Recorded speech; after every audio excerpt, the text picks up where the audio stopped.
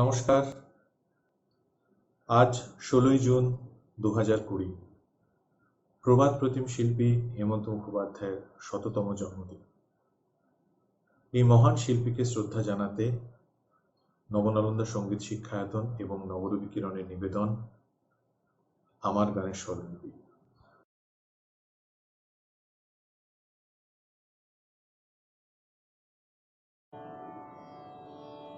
বসে আছি পথ চেয়ে ফাগুনেরও গান গে, যত ভাবি ভুলে যাব মনও মানে না। বসে আছি পথ চেয়ে ফাগুনেরও গান গে, যত ভাবি ভুলে যাব মনও মানে না, মনও মানে না। বসে আছি পথ চেয়ে ফাগুনেরও গান গে, যত ভাবি ভুলে যাব মনও মানে না, মনও মানে না। বেদনার শত দলে স্মৃতির সুরভি জলে, বেদনার শত দলে স্মৃতির সুরভি জলে, নিশীথের মন বিনা সুর জানে না, যত ভাবি ভুলে যাব মনও মানে না, মনও মানে না। আজ তুমি নেই সাথে, ভুলে থাকা ছলনাতে মনে মনে ভাবি শুধু তোমারই কথা। পাওয়া না পাওয়ার মাঝে অচেনারও সুর বাজে, সুরভিত বিরহের মর্ম ব্যথা। আজ তুমি নেই সাথে, ভুলে থাকা ছলনাতে মনে মনে ভাবি শুধু তোমারই কথা। পাওয়া না পাওয়ার মাঝে অচেনারও সুর বাজে, সুরভিত বিরহের মর্ম ব্যথা।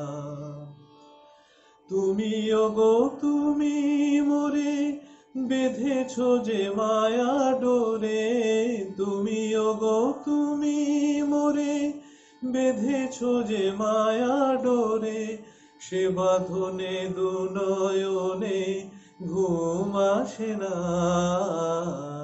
যত ভাবি ভুলে যাব মনও মানে না, মনও মানে না। বসে আছি পথ চেয়ে ফাগুনেরও গান গে, যত ভাবি ভুলে যাব মনও মানে না, মনও মানে না।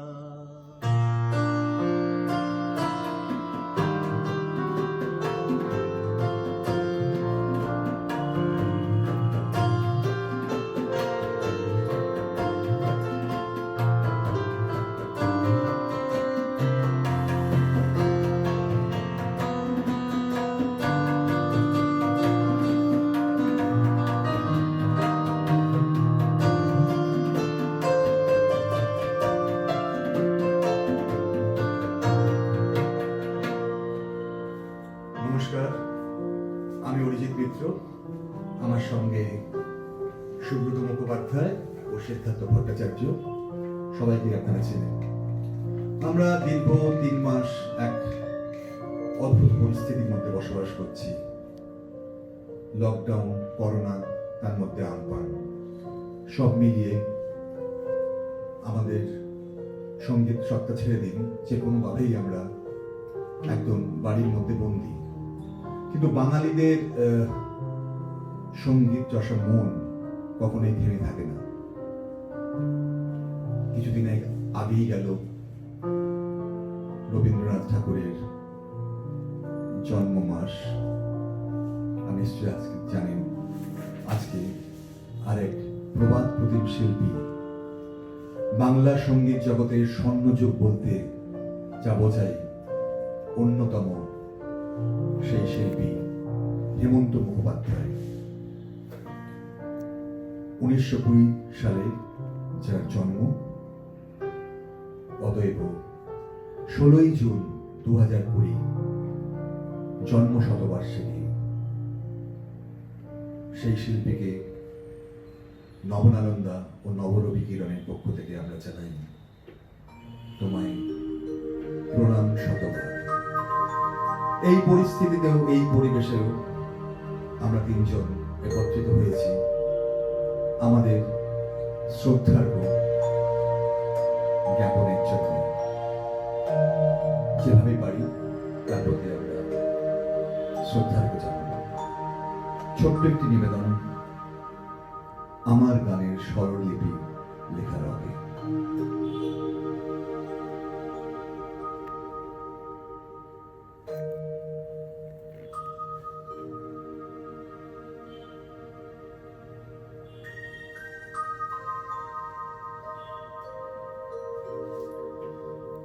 দীর্ঘ 5 দশক ধরে বাংলা সঙ্গীত মানচিত্রে হেমন্ত মুখোপাধ্যায় সবচেয়ে গুরুত্ব স্থান দখল করেছিলেন। প্রথম জীবনে আইপিটি এর সঙ্গে জড়িয়ে পড়া, তারপর একে একে সিঁড়ির ধাপ পেরিয়ে হিন্দি চলচ্চিত্রের জগতে আপন বৈশিষ্ট্যের স্থান করে নেওয়া এই হেমন্তের স্বর্ণকণ্ঠের জন্য সম্ভব ছেড়েছিল। সিনেমায় অনেক রকম মেজাজেই তিনি গান গেয়েছিলেন, তবে দ্বীপ জেলে যাইয়ের সেই বিখ্যাত গানখানি এ রাত তোমার আমার, গানের শুরুতে যে দীর্ঘস্থায়ী হামিং শুরু করলেন, তাতেই দর্শকের মন করে নিল তিনি হেমন্ত মুখোপাধ্যায়। এরই হিন্দি অনুবাদ 20 সাল বাদের এনায়েন ডারে ডারে। আমি সুব্রতকে অনুরোধ করব যদি এই গানটা একটু আমাদের শোনায়।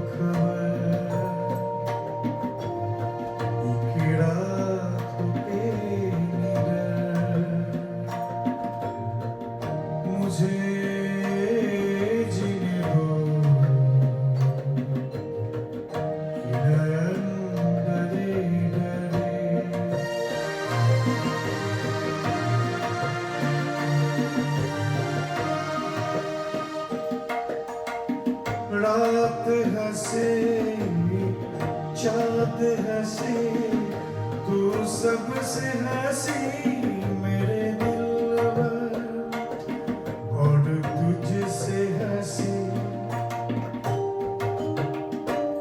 और तुझसे हंसी तेरे प्यार। तू जाने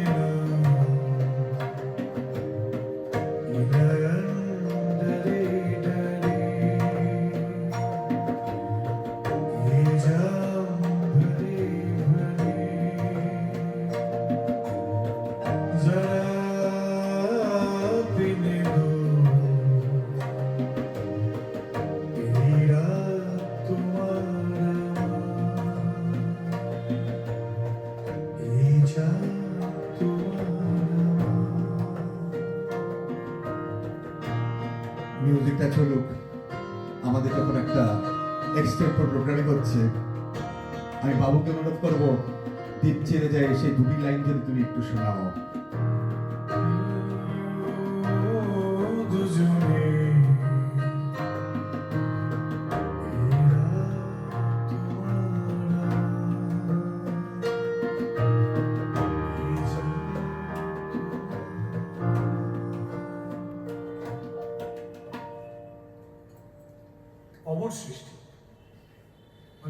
কিছু হয় না আর কি। হেমন্ত মুখোপাধ্যায় গায়ক হিসেবে অন্যতম শ্রেষ্ঠ, কিন্তু বাংলা চিত্র সঙ্গীত জগতে তিনি সুরস্রষ্টা হিসেবে সম্রাট। চলচ্চিত্রে গান করতে গেলে দৃশ্যের অনুভবকে পরিস্ফুটিত করতে আমাদের প্রাথমিক শর্ত মেনে নিতে হয়। হেমন্ত ছায়াছবির সুরে গান নির্মাণ করেননি, তিনি গানকে ছবির সংলাপ করে দিয়েছেন।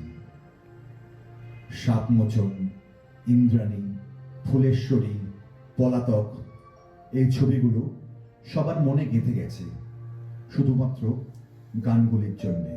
একটা সময় ছিল যখন হেমন্ত উত্তম কুমার জুটি অসাধারণ, দর্শককে সিনেমা হলের দিকে টেনে নিয়ে যেত। সেই গানগুলো অমর সৃষ্টি। আমি সেই রকমই একটি গানের কোন সিনেমা কোন সুরকার বলার বাতুলতা করব না।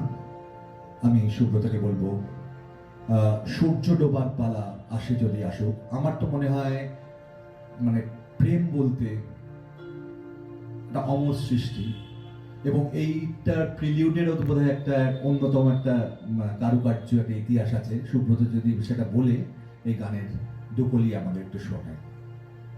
হ্যাঁ, মানে মজার ব্যাপার যেটা দেখো, গানের তো বিভিন্ন রকম ভাবে আমরা প্রিলিউড শুনি, কিন্তু এই গানটার অদ্ভুত প্রিলিউড, মানে এটা আমার খুব মানে ছোটবেলা থেকে আমার এটা একটা অবাক লেগেছিল যে এরকম একটা ঘটনা ঘটা যায়।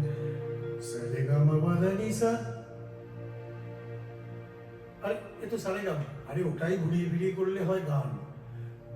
গামা পাসা নি পা গামা গা গামা পা মা গামা গা রে সা। সুচিত্রা সেন বলছেন, এই তুমি গান করো। সূর্য ডোবার পালা আসে যদি আসুক ব্যস্ত, গধূলির রঙে হবে এ ধরনী স্বপ্নের ব্যস্ত ব্যস্ত ব্যস্ত।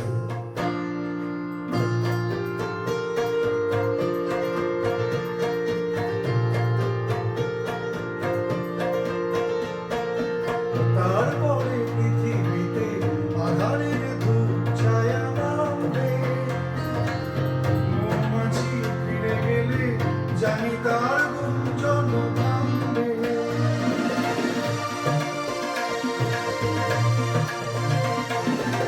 তারপরে পৃথিবীতে আধারের ধূপ ছায়া নামবে, মৌমাছি ফিরে গেলে জানি তার গুঞ্জন থামবে। সে আধার গুঞ্জন থামবে, প্রাণে তো পুরাবে তার ব্যস্ত ব্যস্ত।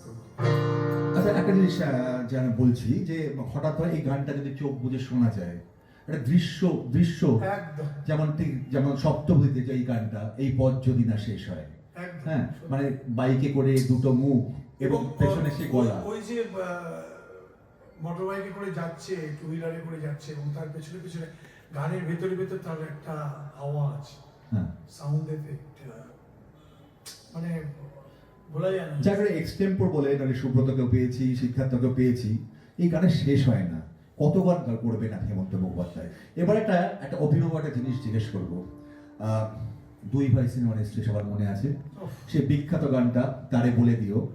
কিছুক্ষণের জন্য আমরা হেমন্ত মুখোপাধ্যায় বা উত্তম কুমারকে যদি সুব্রতকে ভাবি, আর বিশ্বজিৎ হিসাবে যদি সিদ্ধার্থকে ভাবি, সে তারে বলে দিও, মানে সিদ্ধার্থ তোমাকেও বলছি, এই গানটার বাজনাটা একটা অদ্ভুত একটা বাজনা, কিন্তু দুজনের পাশে সত্যি বলতে তাদের দুজনের পাশে আমাদের নাম আসেই না, সেটা হয় না, সেটা ভাবাই যায় না, আলোচনার মধ্যে আছে। কিন্তু আপনারা নিশ্চয়ই যেমন সূর্য ডোবার পালার সঙ্গে আপনারা যেমন উত্তম কুমার বা সুচিত্রা সেনের মুখটা ভেসে উঠলো, সেরকমই দুই ভাইয়ের সেই বিখ্যাত গানটা যদি আমরা একটু শুনি, এবং তবলার সঙ্গত সিদ্ধার্থ যদি ঠিক একই রকম করে যদি করা হয়। গামা পা মাগারে কিরে থামি কেন বাজা। গামা পা মাগারে সারে মা গারে গা রে সারে সা সা। कोई भूल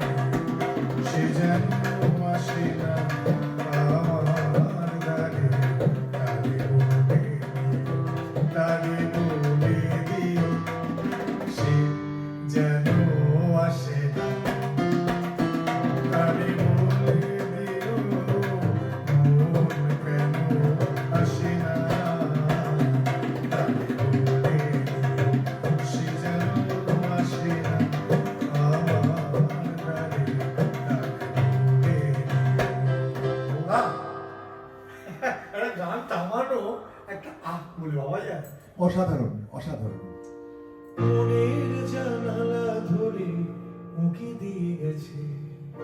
এই দেখো, সলিল চৌধুরী ও হেমন্ত মুখোপাধ্যায়, অদ্ভুত এক কম্বিনেশন। সলিল চৌধুরীর সঙ্গে হেমন্ত মুখোপাধ্যায়ের যোগাযোগ হলো হেমন্তর পথ পরিবর্তনের একটি উল্লেখযোগ্য ঘটনা। কোনো এক গায়ের বধূ 1949 সালে, এরপর 1950-এর অবাক পৃথিবী, 1951-তে রানার, 1952 সালে নৌকা বাওয়ার গান, ধান কাটার গান, পালকির গান, 1955-তে ধিতাং ধিতাং বলে এবং পথে এবার নামো সাথী, 1958-তে দুরন্ত ঘূর্ণির এবং অবশ্যই পথ হারাবো বলে এবার। হেমন্তবাবু ও সলিল চৌধুরীর আলাদাভাবে চেনালো। এই গানগুলি কালজয়ী হয়ে রইল, বাঙালির কাছে হয়ে রইল অমূল্য সম্পদ। কিন্তু সলিল চৌধুরী হেমন্ত মুখার্জির তো শেষ হয় না। এই কম সময়ে আমি তোমাকে যদি যে কোনো দুটো গানের একটু একটু করে গাইতে এবং বলি। সব থেকে মজার যেটা সেটা হচ্ছে যে হেমন্ত মুখার্জি সলিল চৌধুরীর যে কম্বিনেশনের মেন হচ্ছে যে মিউজিকগুলো, মানে যেহেতু আমার সাবজেক্টটা মিউজিক, আমার সবসময় মনে হয় যে ওই যে প্রিলিউড আর ইন্টারলুড যা হয়েছে ওকে আর কিছু করা যায় না, লিমিক্স হয় না। এই প্রসঙ্গে বলি, Remake হতে পারে, remix আমাদের যখন রেকর্ডিং হয়, বাবু থাকে, সিদ্ধার্থ থাকে, অন্য শিল্পীরা থাকে, কোনো কম্পোজিশন করতে মানে সঙ্গীত আয়োজন সুব্রত যখন করে অন্যভাবে করে। কিন্তু সলিল চৌধুরীর ব্যাপারে যখন আসে, আমরা যখন অন্যভাবে গান করি এই প্রজন্মের শিল্পীদের দিয়ে, মানে এই মানে মিউজিকগুলো এত মুখস্থ, মানে এর ওপরে কিছু করার নেই। তো এর থেকে ভালো কিছু হতে পারে না, সেই। এটা যে শেষ জায়গায় পরে পৌঁছে গেছে, তারপর কিছু হয় না। তাহলে চলো আজকের এই দিনে আমরা সলিল হেমন্ত বলে যেটা পরিচিত সেই কম্বিনেশন দুটো গানের একটু একটু করে শুনি।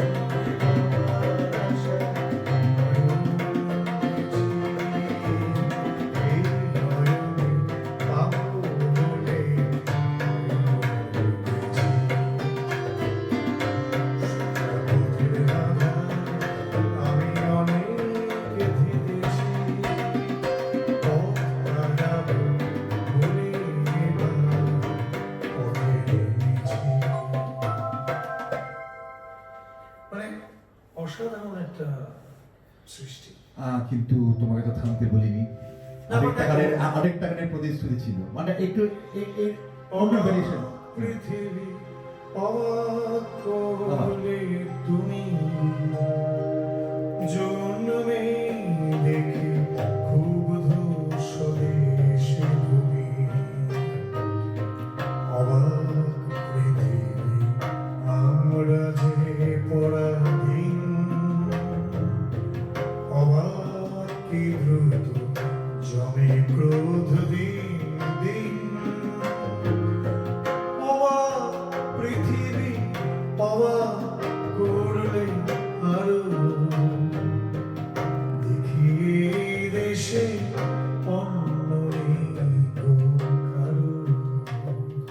আসলে সলিল চৌধুরী হেমন্ত মুখোপাধ্যায় কম্বিনেশন শেষ হয় না। আমি একটা অন্য প্রসঙ্গে যাচ্ছি, যেমন ধরো সলিল চৌধুরী থেকে মানে ওনার মিউজিক তো একটা অন্য মাত্রা নিয়ে গেছে, যেখানে কোনো কোনো যন্ত্রসঙ্গীত শিল্পীর হাত দেওয়ার কোনো ক্ষমতাই নেই হয়তো। তো যাই হোক, কিন্তু ধরো আজকালকার, যদি হেমন্ত মুখোপাধ্যায়ের কথা বলি, আজকালকার যুগে তোমরা প্রজন্মের সবার সঙ্গে বাজাচ্ছ বা যেরকমভাবে মিউজিক কম্পোজ হচ্ছে, তো সেখানে মানে বিদেশি যন্ত্রের দাপট হেমন্ত মুখোপাধ্যায়ের সময় হয়তো সেটা তো ওনারা পায়নি হয়তো, এবং তুমি আরো ভালো বলতে পারবে, রেকর্ডিং বোধহয় ওনাদের এক থেকেই করতে হতো।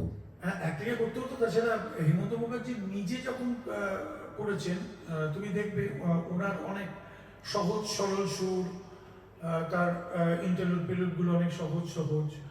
তুমি যদি দেখো পুজোর সময় যে সমস্ত গানগুলো উনি করতেন, তখন দেখবে সলিল চৌধুরী যেমন ভীষণ একটা ওয়েস্টার্ন মিউজিক এবং তার সঙ্গে আমাদের ক্লাসিক্যাল সব মিলিয়ে একটা, যার জন্য ওনার ইন্টারলুড পেলুড বাজাতে গেলে ভীষণ সত্যি খুব কঠিন। অন্তত আমরা বাজাতে গিয়ে, এই আমি একটু আগে যখন গাইতে গাইতে বাজাচ্ছিলাম, আমার সবসময় তখন সঙ্গে সঙ্গে মনে হচ্ছিল কেউ একজন গাইলে আমার পক্ষে বোধহয় বাজানোটা বেশি সহজ হতো। কারণ হচ্ছে অসাধারণ মিউজিক, এবং একটা নোট এদিক ওদিক হয়ে গেলে লোকের কানে লাগে। সেরকম যদি বলি, মানে তোমার যদি অফ হ্যান্ড মনে থাকে, ধরো হিন্দি গান, মানে তৎকথিত আমরা যেটা বলি চটুল গান বলে যেটা পরিচিত, এখন চটুল কোনটা চটুল নয় এটা তার্কিক বিষয়, এরম গান কিন্তু হেমন্ত মুখোপাধ্যায় কণ্ঠে ধরো সেরকম মাত্রা, মানে সেই মাত্রা মানে সেরকম চটুল মনে হয়নি। তোমাকে এনি চান্স যদি মনে হয় যে হিন্দিতে দুটো গান, দুটো লাইন করতে পারবে, হায় আপনা দিল আর ইয়ে রাত ইয়ে চাঁদ, এই দুটো লাইন করে যদি শোনাও তাহলে এবার মানে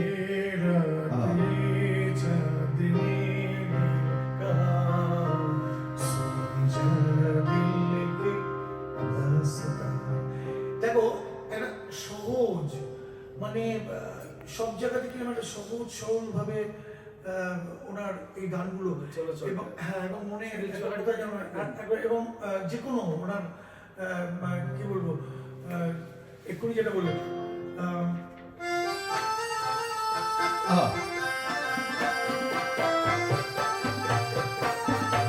মানে এই প্রজন্মকেও নাচিয়ে দিতে পারে এরকম গান।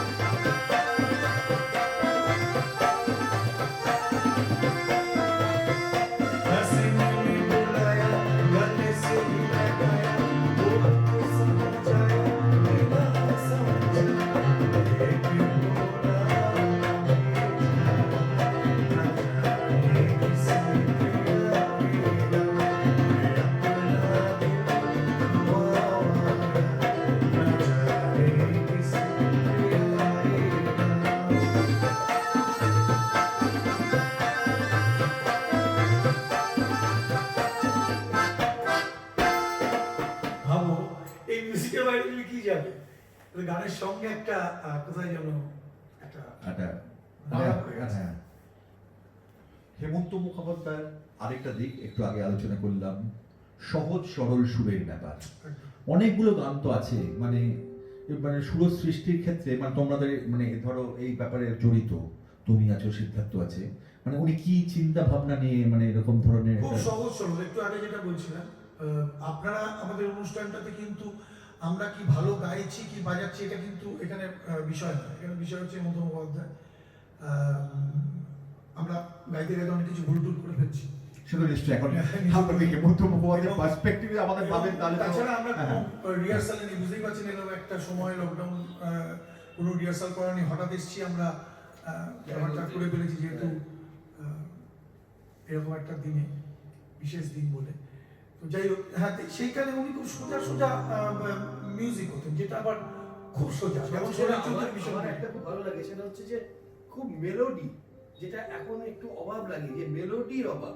কি সুন্দর মেলোডি আছে সুরগুলোয়, একদম, হ্যাঁ, মানে সোজা সরল সুর, ভীষণ ভালো মেলোডি, এখন যেমন বড্ড বেশি লয়কারি হয়, ফ্র্যাকশন হয়, রিদিমের অনেক রকম এক্সপেরিমেন্ট তৈরি হয়, কিন্তু সেই সময় খুব সোজা গান। না, সোজা তোমাকেও জিজ্ঞেস করছি সিদ্ধার্থ, তুমি এই যে আজকালকার দিনের আধুনিক, আমি ডিউ রেসপেক্ট, আমি কোনো নাম জানি বলছি, যে কোনো শিল্পী গান, তার সঙ্গে যখন তবলা বাজাও বা পুরোনো দিনের গান যেগুলো বাজাও, মানে তোমার বাজা থেকে একটা অন্য অনুভূতি হয়, কারণ গানগুলো সবই তো তোমার একটা জানা একটা। একদম ছোট বয়স থেকে বড় হয়েছি, ওই গান শুনেই বড় হয়েছি, হ্যাঁ। সুতরাং একটা তো ডেফিনেটলি ভিতরে একটা অন্যরকম। তারপর একটা কি জানো তো, গানের সঙ্গে ভীষণ প্রিলিউড ইন্টারলুডের মিল, যেন মনে হয় ওর জায়গায় অন্য কিছু আর ভালো লাগছে না। এই যে ব্যাপারটা, মানে একসঙ্গে লোককে মানে কি বলবো, ওটা গ্রহণ করতো, যেমন গান তার সঙ্গে মিউজিক, মানে একটা মিউজিক শুনলে বলে দেয় যে পরের গানটা কি হবে। কতদিন ধরে একটু বসো, কতদিন পরে একটু বসো, তোমায় অনেক কথা বলার ছিল, যদি শোনো, কতদিন পরে।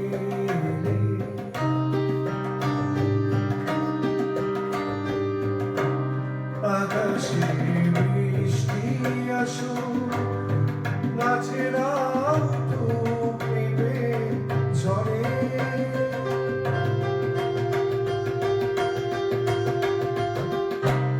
আকাশে বৃষ্টি আসো, গাছেরা নেবে ঝরে,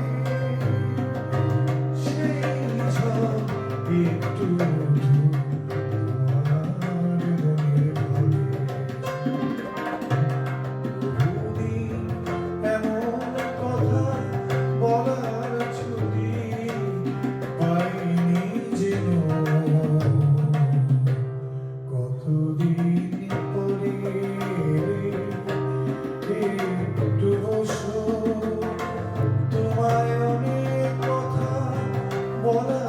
ছিল, যদি শোনো,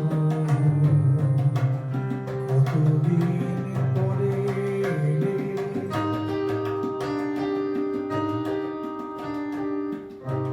মানে এতে সহজ এই একটু আগে যেটা কথা হচ্ছিল সেই বিখ্যাত সিনের কথাটা, এই পথ যদি না শেষ হয় তবে কেমন হতো তুমি বলো তো। সত্যি হেমন্ত মুখোপাধ্যায়ের গান শুনলে মনে হয় গান যদি না শেষ হয় তবে ভালোই হতো, এর কোনো শেষ নেই। না, সত্যি তো এরকম তো অনেক গানই আছে। আমাদের একটা সুরের মায়াজালে কতদিন ধরে তিনি ডুবিয়ে রেখেছিলেন, এবং ভবিষ্যৎ প্রজন্মকেও এই গানগুলো মানে শেষ হওয়ার নয়, কোনোদিনই নয়, গাইতেই হবে সবাই। গাইতে গাইতে গাইতে গাইতে। হরি ওম।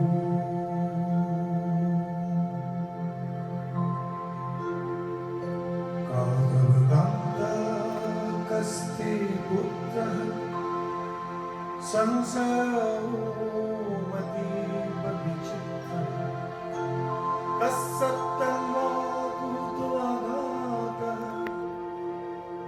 सत्तं चिन्तयं तदिदं भातः। আজকের পরিস্থিতিতে এর চেয়ে অ্যাপ্রোপ্রিয়েট লাইন কিছুই হয় না। অসাধারণ সে দৃশ্যটা ভেসে উঠছে, সেই মনে আছে সন্ন্যাসী দাদার সেই বিখ্যাত দৃশ্যটা, উত্তম কুমার বসে আছে, উত্তম কুমার বসে আছে না জিসাস ক্রাইস্ট বসে আছে, বলা খুব মুশকিল, আর পেছনে সেই স্বর্ণকণ্ঠ ভেসে উঠছে। তো এই গানটা অবশ্য সুব্রত আমাদের অন্য একটি অনুষ্ঠানে দিয়েছিল, সেটা আপনার দর্শকরা সবাই জেনেছিলেন। তো আসলে আমরা অনুষ্ঠানের শেষ পর্যায়ে আধুনিক শিল্পী হেমন্ত মুখোপাধ্যায়, বোম্বাইয়ের হেমন্ত কুমার, সুরসৃষ্টি এবং গায়ক, তার থেকে পড়ে আসি চিরাচরিত, যার সম্বন্ধে বলা যায় তোমার যে গান মধুর এই নানা কাজের মাঝে, গভীর সুখে নিবিড় দুঃখে উচ্ছ্বলি আওয়াজে, তারায় ভরা নিশীথে তাদের জাগিয়ে ওঠে প্রাণ, ফুল ফোটানো শুভ্র রাতে আনে মধুর গান। আমরা যে গানটা শুনি, তুমি কেমন করে গান করো হে গুণী, আমি অবাক হয়ে শুনি, হয়তো এই শিল্পীর জন্যই প্রযোজ্য। আমি শেষ করতে বলবো, রবীন্দ্রনাথের একটি গান দিয়ে, সেটা আমাদের এই প্রবাদ প্রতিম শিল্পীর প্রতি আমাদের শ্রদ্ধার কবে। তার আগে এই বিখ্যাত গান রবীন্দ্রনাথের, কিন্তু সেটা সবাই জানেন পঙ্কজ কুমার মল্লিকের সুরারোপিত, যে গানটা আমার তো মনে হয় ছোটবেলায় যখন শুনতাম সত্যিই কিন্তু ঘুমের দেশে চলে যাওয়া যেত। এটা পঙ্কজ মল্লিকও গিয়েছিলেন, কিন্তু কোথায় জানি হেমন্ত মুখার্জি গাওয়ার পর, আমি কাউকে ছোট করছি না, মানে মানুষের ঘরের দুয়ারে পৌঁছে গেছে এই গানটা। আর আরেকটা ব্যাপার যেটা বলছি আমরা আর একটা পয়েন্ট আমার একটু মনে হলো, মানে অনেক তোমাদের জিজ্ঞেস করবো বলে করে তোমরা দুজনেই আছো। একটা গান যখন আমি অনেক শিল্পী গাইতে বলি, যখন হেমন্ত মুখোপাধ্যায়ের স্মরণে তো অনেক অনুষ্ঠানই হয়, বা কোনো মহড়ায়, কোনো জলসায়, কোনো আড্ডায় করে একটা গান শোনো কোনো একদিন, কোনো শিল্পী কিন্তু গাইতে চান না, এবং আমি শুনেছি সেটা তোমরা বলতে পারবে, এটা কি প্রত্যেক লাইনে কোনো একটা মানে টনিক চেঞ্জ হয়ে গেছে, এবং আমরাও বাজাতেও চাই না, মানে দুটোই কঠিন আর কি। এই গানটা গাওয়াও খুব কঠিন, বাজানোও খুব কঠিন। আসল এই গানের সে মানে প্রতিটা স্ট্যান্ডারে গিয়ে ওর টনিক চেঞ্জ হয়ে গেছে, মানে এটা একটা একদম ওয়েস্টার্ন একটা ইয়ে থেকে এনে সূর্য চৌধুরী ওটা করেছে। আসুন তাহলে আমরা একদম শেষ পর্যায়ে চলে যাই। আমি সুব্রত ও সিদ্ধার্থর পক্ষ থেকে, নবরূপী কিরণ নবনন্দনের পক্ষ থেকে এই প্রবাদ প্রতিম শিল্পীকে জানাই তোমায় প্রণাম শতবার। আপনার ভালো থাকবেন, সুস্থ থাকবেন। সে বিখ্যাত কয়েকটি কলি রবীন্দ্রনাথেরই কলি, কারণ রবীন্দ্রনাথ আমাদের গৃহ, যেটা তার কণ্ঠেই শোনা যায়। যেটা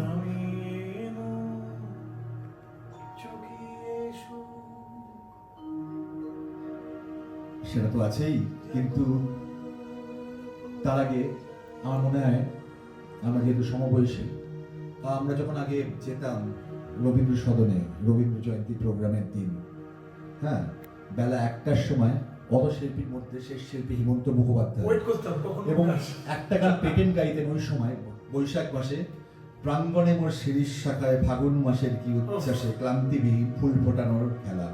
কিন্তু ওই গান শুনবার জন্য আমরা কিন্তু 1টা অবধি বসে থাকতাম। সেই গান কাগজ নিয়ে যেতাম আর সঙ্গে পেন থাকতো, সবাই টাইমটা বেড়েও যেত, একটা অবধি কত না তিনটা, এবং পেন্সিল থাকতো সঙ্গে, কে কি গান গাইছে সব শিল্পীর পাশাপাশি লিখতাম। এবং ওনার আমাদের আগের প্রজন্মের কাছে শুনেছি ওনার ড্রেস সেন্স দখল করা হতো, সেই হাতা গোটানো। তো ওনার উদ্দেশ্যে বলি, দিনের শেষে ঘুমের দেশে তো শুনবই, এবং তারপরে যে গানটা দিয়ে আমি সুব্রতকে এই অনুষ্ঠান শেষ করতে বলবো, সেটা হচ্ছে চরণ ধরিতে দিও গো আমারে। যদিও অনেকে বলবে দাদার কীর্তির গান, কিন্তু এটা দাদার কীর্তির গান নয়, রবীন্দ্রনাথের অমর সৃষ্টি, এবং আরেকজন শিল্পীর কণ্ঠেই এই গানটা মানায়। কিছু কিছু গান না পেটেন্ট হয়ে গেছে, অন্য কারো গলায় মানায় না। এটা আমরা বলি, এটা আমরা যেহেতু তখন জাস্ট কলেজে ঢুকছি, সেই সময়টা যেহেতু আমাদের চোখে দেখা, একটু বাড়িয়ে বলছি না, যে আমরা চোখের সামনে দেখেছি যে এরকম একটা গান গীতবিধান থেকে তুলে নিয়ে এসে রকে মানে আড্ডা দিতে দিতে গাওয়া যায় এই গান, এটা বোধহয় একমাত্র ওনার পক্ষে সম্ভব ছিল। অবশ্যই তনু মজুমদারও রয়েছে, উনিও খুব এরকম ভাবে বুঝে গানগুলো ইয়ে করতেন, কিন্তু ওনার যে গানটা গেয়েছিলেন চরণধরিতে, আমি একটু তাদের এক লাইন শুনিয়ে দিই। দিনের শেষে ঘুমের দেশে ঘুমটা বড়া ওই ছায়া ভোলালো রে ভোলালো,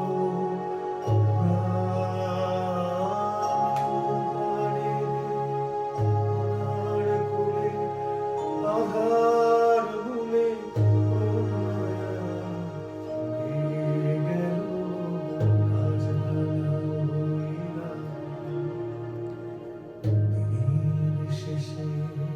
ইতিহাস।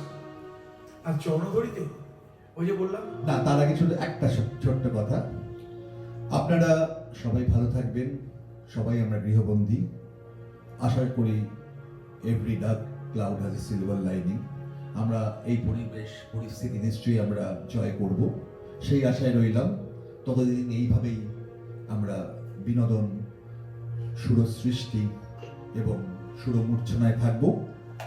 আবার আমার সুব্রত ও সিদ্ধার্থর পক্ষ থেকে আপনাদের সবাইকে জানাই ভালো থাকবেন, গৃহে থাকবেন, stay at home, stay safe, যেটা হয়েছে। আর আরো অনেক কথা বাকি ছিল, অনেক গান বাকি ছিল, কিন্তু সময় সবার কাছেই খুব স্বল্প। তো আসুন আমরা সবার পক্ষ থেকে নিবেদন সেই বিখ্যাত গান চরণ ধরিতে দিও গো আমার। আসলে আমাদের কাছে কিছুই লেখা টেখা কিছুই নেই। আমি জানি না দু এক চারটে হয়তো কথাবার্তা ভুলও হয়েছে, আপনারা নিজগুলো ক্ষমা করে নেবেন। ওইরকম মহান একজনকে হঠাৎ আমরা বসে তা করে ফেলেছি। সেটা আপনাদের ভালো লাগলে আমাদের ভালো লাগবে, আর যদি কোথাও ভুল ত্রুটি থেকে যায় আপনারা নিজের মনে ক্ষমা করে নেবেন। ঠিক আছে। চরণ ধরিতে দিও আমারে, নিও না সরায়, জীবন সুখ দুঃখ বুকে ধরিব জড়াই, চরণ ধরিতে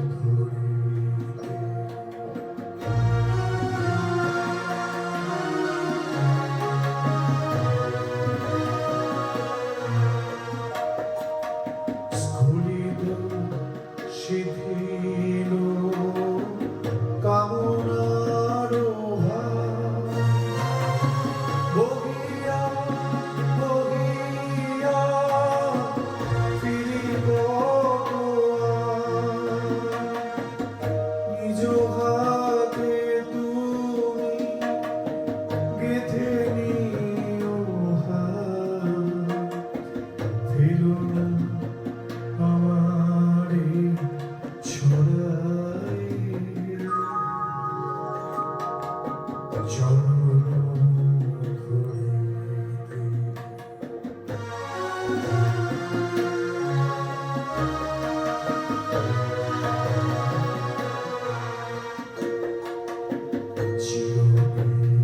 চিরবিপাসিত বাসনা বেদনা, বাঁচাও তাহারে মারিয়া, শেষ জলে যেন হয় সেই বিজয়ী, তোমারই কাছে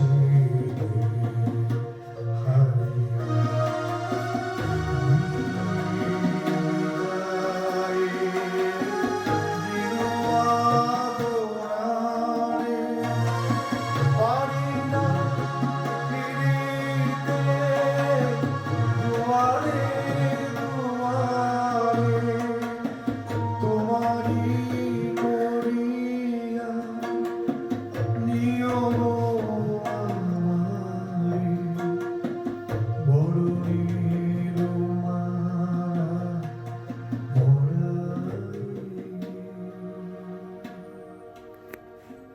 চরণ ধরিতে দিও গো আমারে, নিও না সরায়।